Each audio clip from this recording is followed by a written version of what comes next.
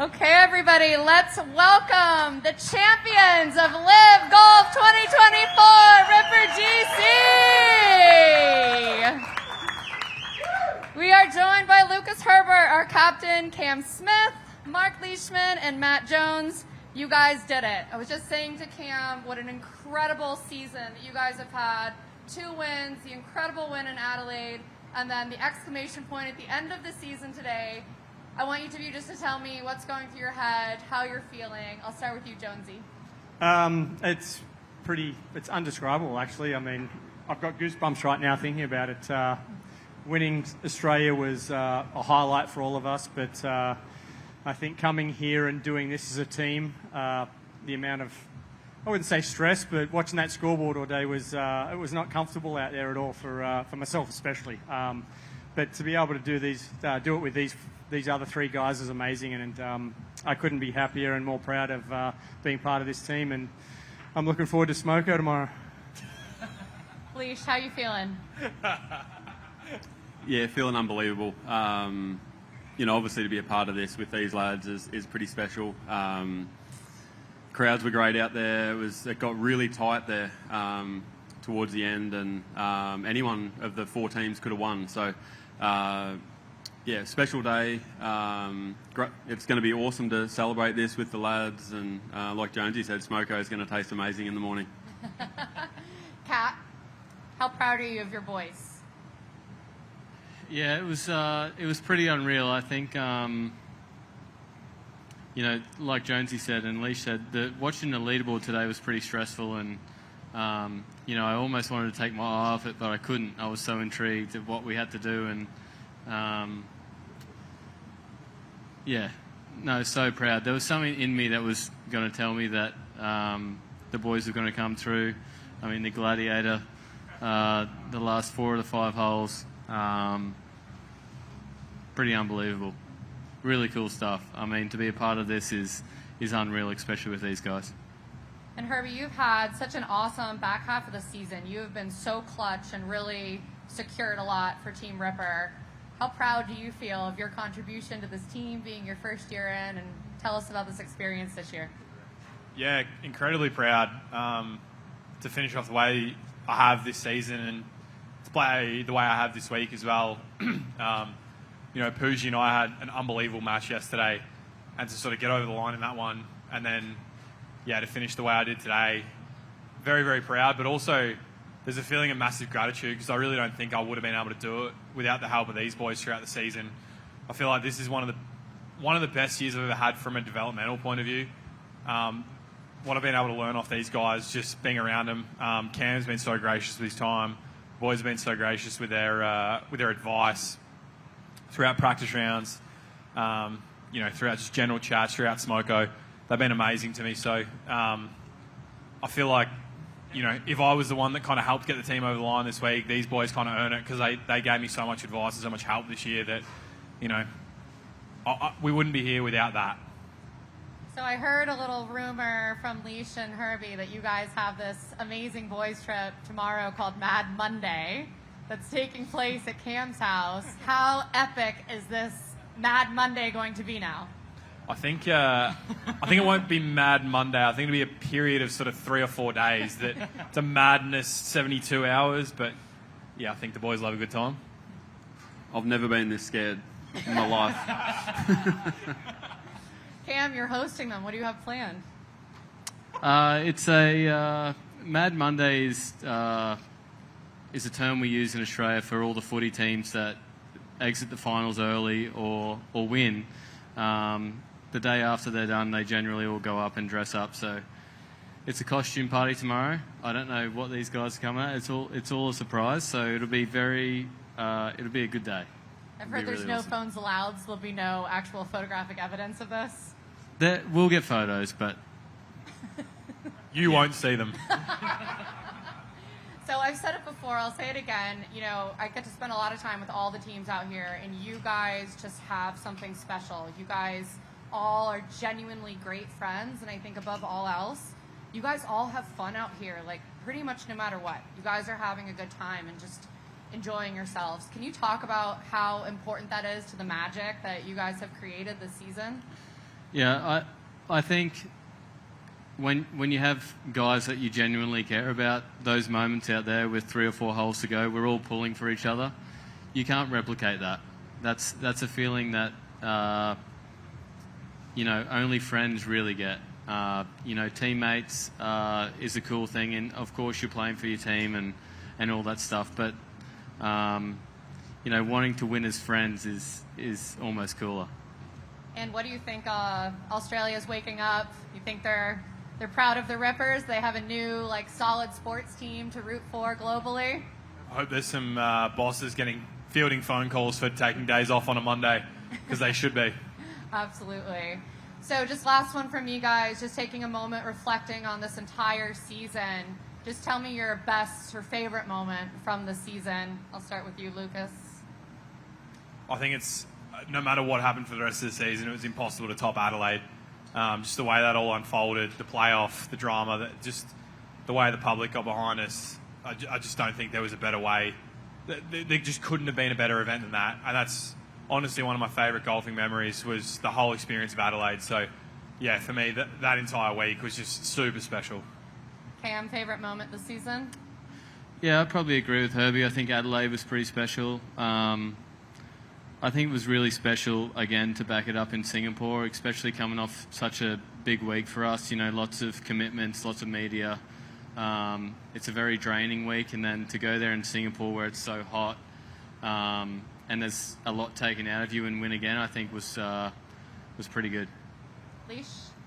Yeah, Adelaide was certainly a highlight, but I think I'm in it at the moment. My highlight for the year. To dig ourselves out of that hole yesterday, and then do what we did today, and be able to enjoy that last hole after Cam hit the fairway on 18. That was special. That's this is so cool. Just that anticipation of the celebration is pretty. So right now, even they're excited. Even they're excited when I hit a fairway. I'm ecstatic when I hit a fairway, but even my teammates are excited. Jonesy, best moment of the season. Yeah, I would say it's tough to compare Adelaide and here. They're very different. Winning in Australia it's tough to beat when winning in Australia, but to win here with these boys and what Leish and Herbie did yesterday to get us to this point, to give us a chance, it's tough to beat this one too, because we looked down and out, and for us to come back and do it today the way we did, I'd probably say this one right now. You guys are impossible not to root for. Congratulations. I'm so happy for you guys, so proud of you, and can't wait to see what you guys do next year. I'll pass it over to Mike. Thanks, Jane. There he is. So, apart from the wins and Mad Monday or Mad Next Week or whatever we're calling it, is there a story, maybe a behind-the-scenes story this year that kind of illustrates how close you guys really are, and maybe a meeting, maybe a party, maybe it's just a dinner that stood out in your mind? I would probably... Leish hosted a charity day for his charity Begin Again. And I think it wasn't even a second guess or a question as to whether any of us turned up.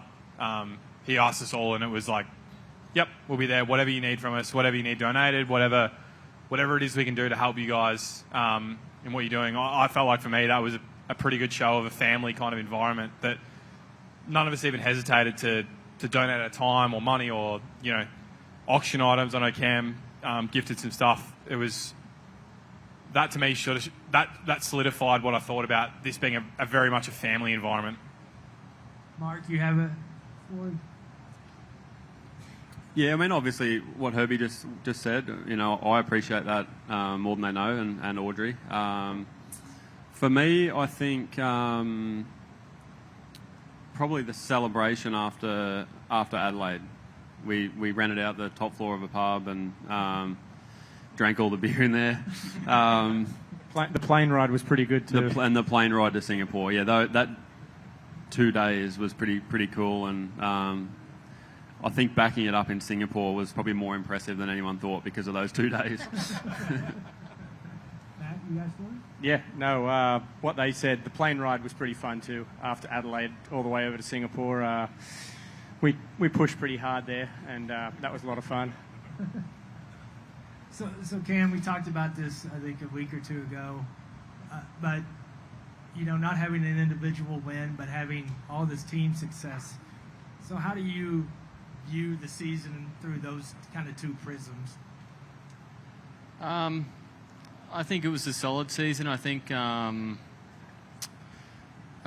probably in hindsight, wish I had trusted what I was doing technically a little bit more. I feel like I've made some really good strides with my golf swing and hit the ball great some days and other days just not great, just purely because of, I guess, just trying to get better and trying to improve. And there's some shots that you used to play that you can't play, and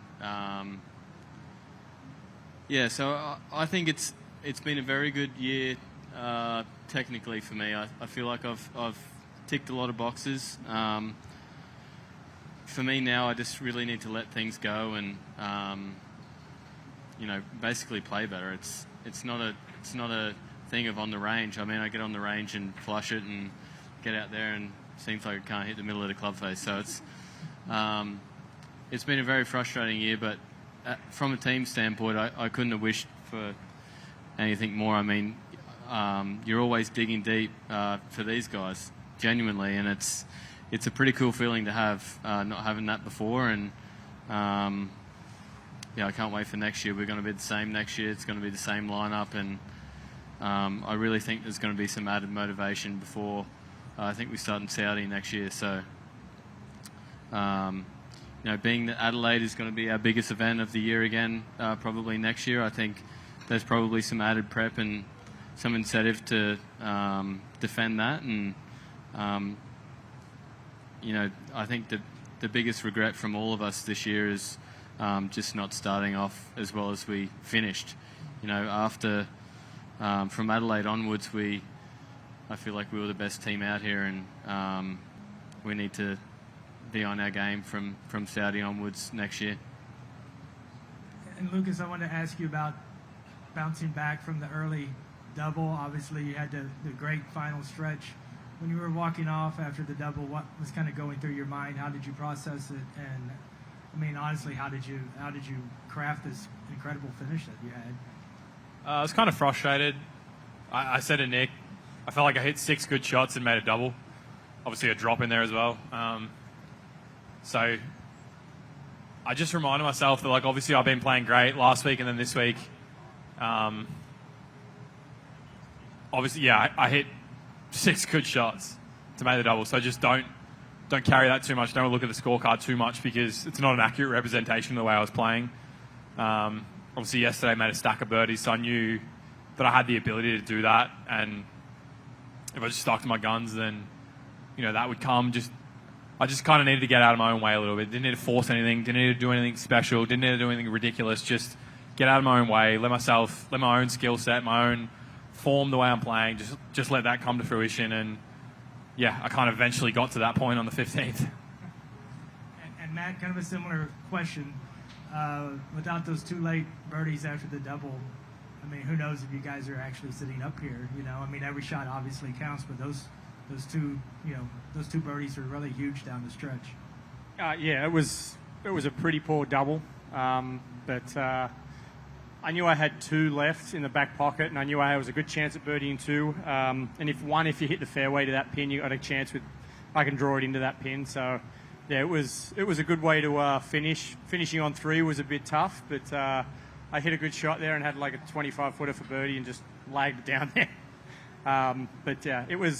I wasn't too happy after the double, considering I saw us just tie the lead and then we would have gone 2 back, but someone birdied to go 1 back or tied. So I knew we were still fighting. I knew the boys would still be fighting. Were any of you guys aware of the stretch? There was a 2-hole stretch, so that's 8 scores, and you had 6 birdies in that stretch, and that really kind of flipped the script a little bit and got you the lead. Were you guys aware of that at all? It's kind of midway in the back 9 there. It's tricky to kind of know who's doing what at specific times, but definitely when you see, if we're at 6 under, we move to 7 or 8, it's not surprising. I know what these guys are like. I know what they're like under the pressure. So it was almost like I was kind of expecting us to probably rise at the end there because I just knew how good these boys are under the pump. Good. Yeah. Here's Oh, my last question. What's your thought on being called the Gladiator? He loves it. Look at him. Did his chest poke out a little bit then? All right, Country Club Jason over here. Definitely guys. worse nicknames to be called. Hi, Griff Pippen from Country Club Adjacent. Congratulations on your win. On a scale from 1 to blacking out and waking up in a McDonald's parking lot, how drunk are you guys going to get in the next few days, and what are we drinking? Beer. I hope he doesn't drink beer, but beer.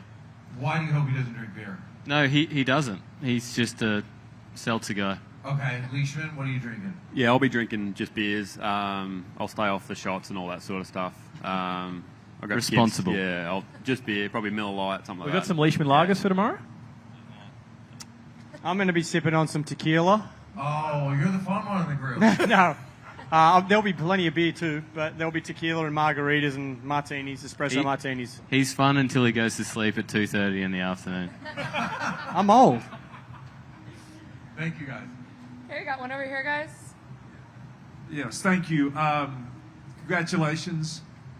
I really enjoyed watching you guys play. I enjoyed the whole LIV experience. My name's Pat Wheeler. I write for a golf correspondent for Tyler, Texas paper, about 100 miles east of here. I wanted to ask you guys, this is the best field that we've had in North Texas in some time. And just wanted to get your impressions of playing in Texas with all the golf history that we have in Texas. We're kind of proud like the Aussies, you know, Texans are. And did it feel like home being so hot and dusty, kind of an outback type feel? But just your thoughts on playing in North Texas, the course, the crowd, and that kind of thing. I've always loved coming to Texas. I think it's a great spot. I think the golf. You're right. The golf course this week was very much like home. It played a lot like home. Probably the greens had a little bit different grasses, but other than that, it was. It was exactly like home. You're hitting different shots. You're hitting different shapes. It was windy like home. It was hot. So, yeah, there was a lot of things, coming into the week that we liked, and it was good to, get it done. Just curious, how do you learn a new course like this so quickly? Is that just you and your caddies just figure it out in a day or two, or what? We have great rats that walk the course morning and night to figure out where the hell to hit it because it's hot out there. So we want to spend as little time out there as possible. So those boys, they deserve a lot of props because, they had this place figured out really, really well. And like Cam said, it played amazing. I think it was a great venue for the team championship.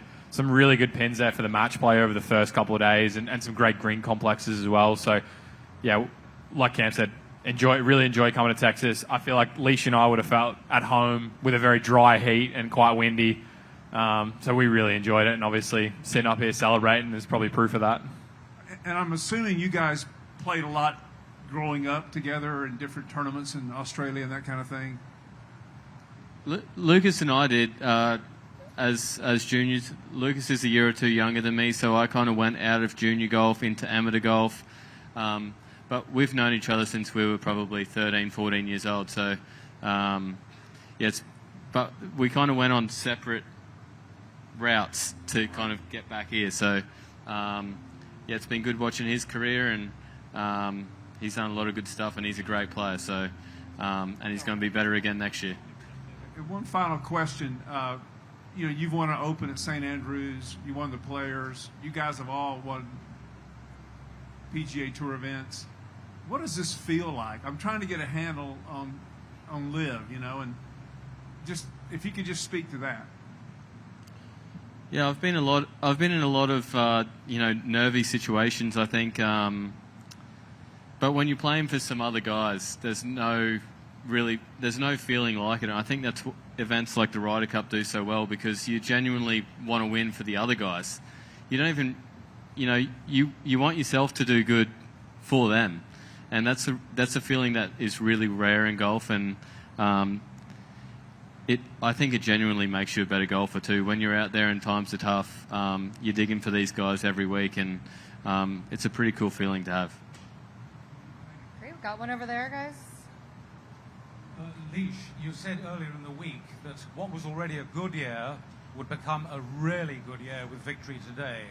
Did you maybe underclub a bit with that analogy? Was it only a really good year? Yeah, I mean, it turned into a great year, I think. You know, I don't think I've ever won 3 events, you know, they're team events. I don't think I've ever won 3 professional events in a year.